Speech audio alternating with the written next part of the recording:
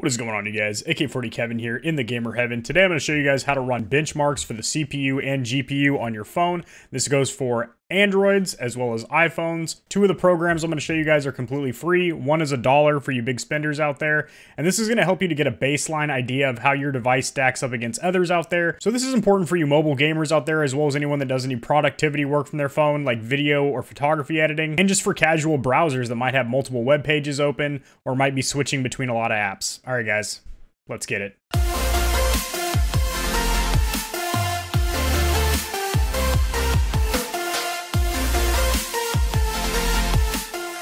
Alrighty guys, the first application or program we're going to run is called Geekbench 5. It is free for Android devices and it is 99 cents on the Apple iStore. I don't know why Apple has to charge for this, but anyway.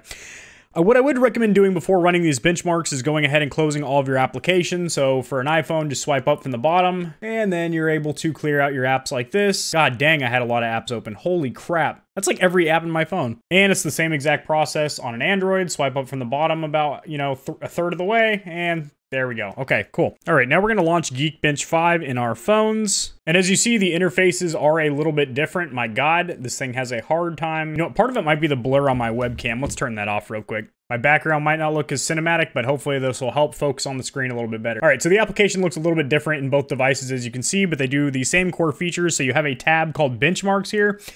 And we're going to start with a CPU benchmark, and this is going to benchmark the processor, and this is kind of what dictates, how quick your phone is when you're doing typical browsing, launching applications, switching apps, as well as, doing some web browsing, and especially when you get up there where you're going to be having multiple tabs open and multitasking on your phone, maybe watching a video picture-in-picture while you're doing some kind of productivity. So over here on the Android shows my device is a Motorola Moto E 2020 edition. Operating system is Android 10, and the CPU on there is a Qualcomm. It explains what a CPU benchmark is going to do.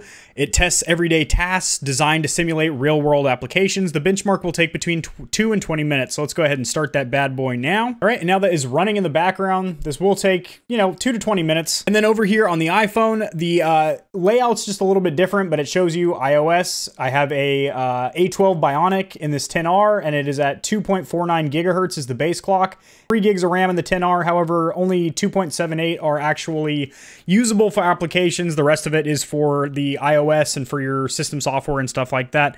So down there you see you have two benchmark options, CPU and compute. Compute is for the GPU. CPU is obviously your CPU. So we're going to go ahead and run that benchmark. And now these are running identical benchmarks for the CPU on both devices. And then after that, we're also going to run the compute test, which is for the GPU. So it's going to run a graphic intensive test. So if you're doing mobile gaming or you are watching high resolution, high frame rate videos, something like that, or you're doing some video editing with like Adobe Premiere Pro or some Photoshop on your phone. I don't know why you would want to do that mobile instead of on a laptop or a PC, but it is what it is. We're also going to run another graphical test from a free program called 3D Mark that has a ton of different benchmarks, and they're very similar to like computer GPU benchmarks, where it shows you the frames per second in real time, shows you your average, your maximum, and your minimum, and how your device stacks up against others. So you'll be able to see, hundreds of other models of phone, as well as the same exact model of phone you have, so you can see how yours stacks up, because sometimes you get a lemon or you get one that's a little bit more powerful out of the batch of the same phone you have. All right, so the iPhone has already completed its Geekbench test with a single core on the CPU test rating of 1,114 and a multi-core score of 2190. The Android is only at 60% right now, so obviously the score is going to be substantially lower on that bad boy. I'm going to share my screen real quick. This is basically the equivalent of like what we're doing on the phone right now. Cinebench R23. Basically, you can run tests for multi-core and single-core CPU, and this is virtually the same thing, but for a mobile phone. You get results for everything. It tells you you're on iOS 14.3. This is a 10R. The motherboard in it is a N841 AP. The processor is an Apple A12 Bionic, and it is a single processor with 6 cores.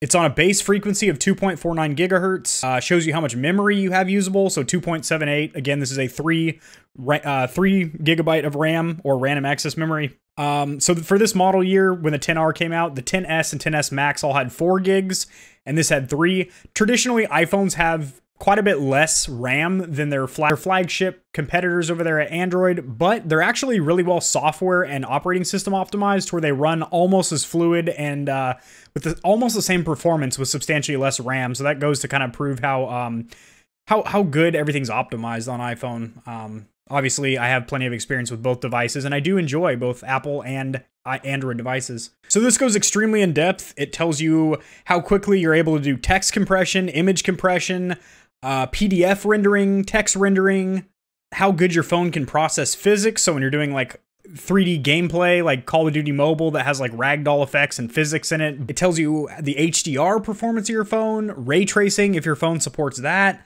and then also gives you individual scores for your multi-core, your single core, basically every piece of information you could want to know about how your device performs. You get this here. And these results are actually saved in this history tab here, which is awesome. You don't have to take a screenshot or type into a text document on your PC the results of your benchmarking. You have it saved in your phone, so you can go back and refer to that. If you do some work on your phone, you maybe try and optimize it somehow, or I don't know if you can overclock a phone, but if you did something like that, so you know how it performs. All right, so as to be expected with this $120 budget Android over here, it scored 233 on single core and 787 for multi-core. So you compare that to the scores over there for the iPhone, and obviously it's not as impressive, but that's to be expected. You know, this is a $120 phone, and 10 hours can be had for around $500-600 now. But so now we're gonna run that GPU specific test. We already did the CPU. Now we're gonna do that compute test. It says compute benchmark measures performance of GPUs by performing common compute tasks such as image processing. Benchmark takes between 2 to 10 minutes to complete. So we're starting that on the iPhone. Bam, benchmark is running. Gonna do the same thing over here on our Android brethren. All right, so unlike the Apple that had the icons for the benchmarks down here at the bottom, they are up here at the top. So you're gonna click on compute. I can't do it like that, but there we go. You're gonna click on compute, and you're gonna run that GPU specific test. And when you go over here, it'll tell you the resolution of your display. So this is 720 by 1520. So yes, I did say that during the video review for this phone. This is a 720p display, which doesn't look as bad as you might think, to be honest. And then it tells you the PPI of your screen, which is how bright your screen can get. This is 269, so out in direct sunlight, not the brightest. And then it tells you the GPU is an Adreno 506, so a pretty budget graphics card. And we're going to go ahead and run that benchmark as well. Okay, so graphically, the iPhone's going to be substantially better because the Android's at 8% with this graphics test, and the iPhone is now complete already. So we got a metal score, a heavy metal score. I don't know why they call it that, but of 5,333, which sounds like a pretty solid number. I don't really have any comparison to that as far as other devices, but we're about to see how that stacks up against current iPhone models. So this runs a ton of tests. It tells you about, you know, motion blur, depth of field, face detection, basically all kinds of graphic settings. So if you're wondering how a phone performs when it comes to any kind of graphical anything, particles, so that's like ambient occlusion, if you're used to like PC gaming, what that is, like how explosions look and stuff like that. So very in-depth here. And then if you hit the compare tab over here, the average iPhone XR has a score of 5185, and mine is above that by a fair margin at 5333. So I have a slightly stronger iPhone XR than many other XRs out there, so that's good. Now, in comparison to other devices here, you have a ton to scroll through here. These are all different devices and their scores. So the highest, these are all just iPhones in here, and the results in the Android will be all just Android devices. I don't like that they don't integrate the phones together in the application to where you can see results from other phones and stuff. Just like when you run these benchmarks on PC, it shows you, you know, AMD graphics cards, NVIDIA graphics cards. It shows you like every device, so you can kind of compare. But anyway, the highest compute result is actually an iPhone 11 Pro. That's higher than the iPhone 12 Max or anything. The iPhone 11 Pro had a 7321, and I'm getting a 5333. So very interesting though, if you just want to see how your device stacks up against other phones in the iPhone or Android family, you can do that here as well. And again, this is $1 on the iPhone, but keep in mind that that's a one-time purchase for your Apple ID. So that's going to stay in your App Store library, I guess you could say. So even if you get a new iPhone or whatever, you just re-download it. It'll show you that you've already purchased it. So that's primarily why I got it. It's only $1. And then as I get more iPhone devices, you know, for the channel to test and whatnot, not to mention if I get another Android or another iPhone for myself in the future, I can run these benchmark tests again. So I think $1 is not really terrible. 33% on the Android over here. That thing is going slow. So, since we're waiting for that, this is a good time for you to order some food right now. Hit up DoorDash. Use my link in the description below and you will get $30 off. That's $10 off your first 3 orders. Because you're over here watching a YouTube video right now. You don't have time to be in the kitchen whipping anything up. And DoorDash is always expanding. I now have over 45 restaurants that deliver to my house, which is pretty damn awesome. She is going slower than a river of molasses in the winter. But I want to know in the comment section below what device you guys are running these tests on and what your results were so we can kind of compare, kind of get a discussion and a forum going on. Alrighty, boys, the results are in and they are not good. So a 324, which is to be expected. This is 100 and, well, retails for 150, but it can be found for 120. Link in the description below to both of these phones. So it shows this is an Android 10. It is a Motorola E, and it is a 1 processor with 8 cores. At a base frequency of 1.8 gigahertz, so that's very low compared to the 2.8, I believe it was, on the iPhone. Memory size, 1.79, 2 gigs of RAM phone. And then how your phone stacks up. So I got a 324 there. Come on, baby. Don't do this to daddy. So I got a 324 there, and then as you see, like the Galaxy S20 Plus got a 5089, so that's a lot better. So yeah, I am right down there at the bottom. I'm pretty much tied with the Xiaomi Redmi Note 8, which is like another chintzy little phone.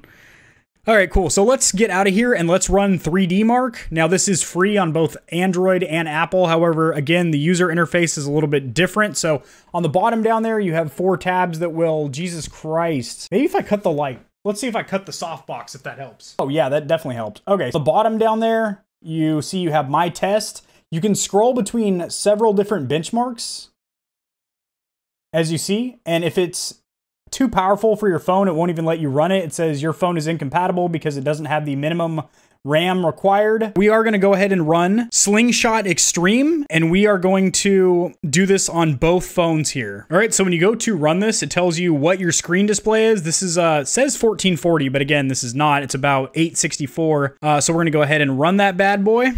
Has audio to it and everything. It's kind of like a little 3D, it's like a 3D game pretty much that it's going to run, or kind of like the cutscene that you would see in a game. And it's running on both devices here, and it looks absolutely horrendous on the Android. Let me show you that now. Pretty fluid and smooth on the iPhone over there, but on the Android over here, it's all choppy. You're probably getting about literally 2 to 3 frames per second. It's really bad. If this were actually gaming like that, that would be practically unplayable. As you see, it looks pretty good on the iPhone though. Not the most fluid thing because again, this is like 3.5 years old now, but much, much better performance than the Android though. That's crisp. The fuck? Look, oh, look who's coming in. A little princess. You're a little princess? Come here, big girl. Oh yeah, you're still wearing your Christmas sweater. Christmas is over, you big girl. Christmas is over. Yeah. Yes, it's my fucking ear. Jesus Christ, you pulled a Mike Tyson.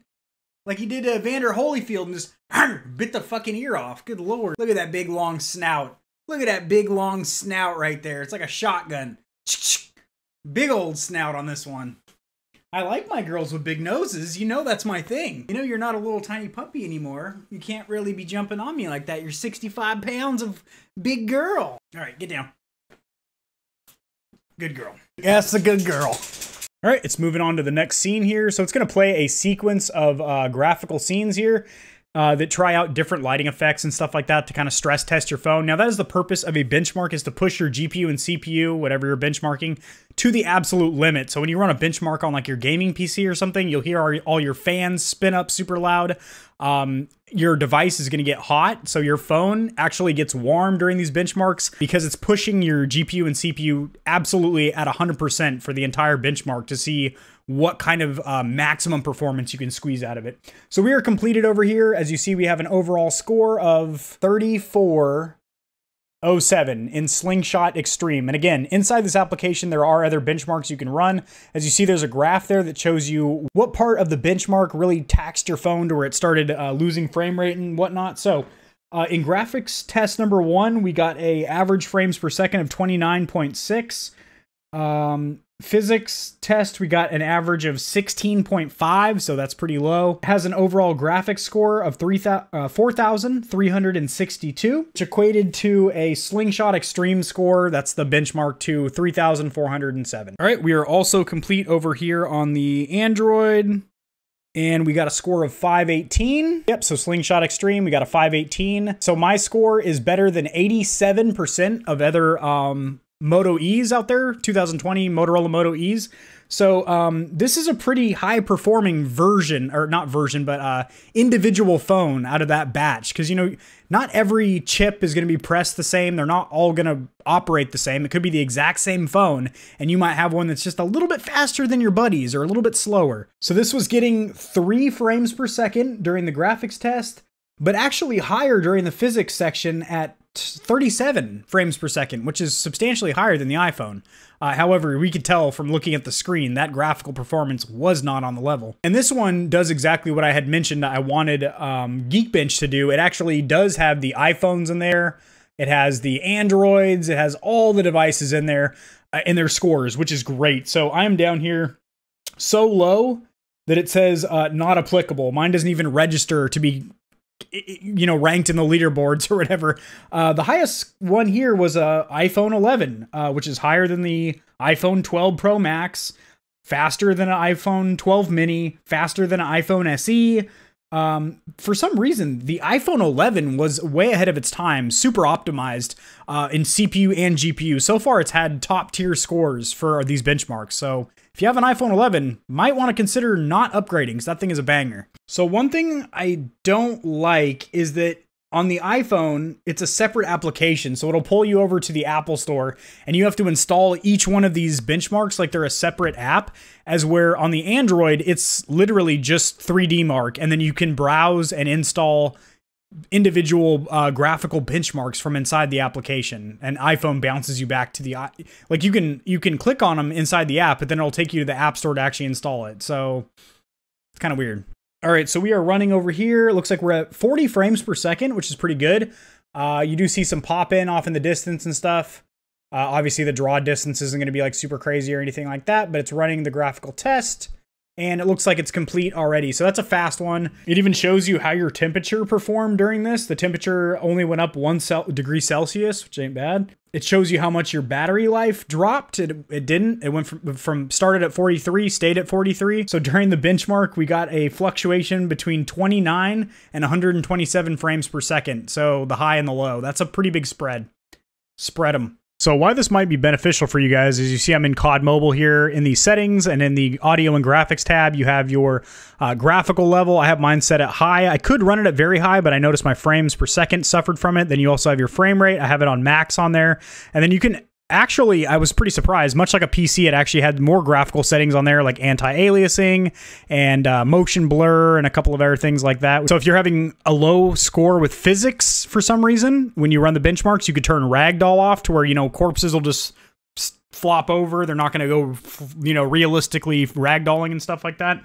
So that's the point of a benchmark that could actually apply to helping you guys with like mobile gaming, is knowing how to set up your settings. And like, you know, for example, that Android, I would probably have everything at low, and it would probably have a hard time even steadily hitting 30 frames per second. Alrighty, guys, that is going to do it. Hopefully this video is beneficial for you guys, and you now know how to run benchmarks for your CPU and GPU on iPhone and Android devices. And hopefully you guys get a little bit more out of your mobile gaming now, because now you might understand exactly where you're lacking in the graphical department, and you can tone back some of your textures and settings, which I think is really cool that mobile games are kind of on that level. Not obviously as in-depth as like PC gaming, but just the fact that they have options for like shaders and textures and stuff like that.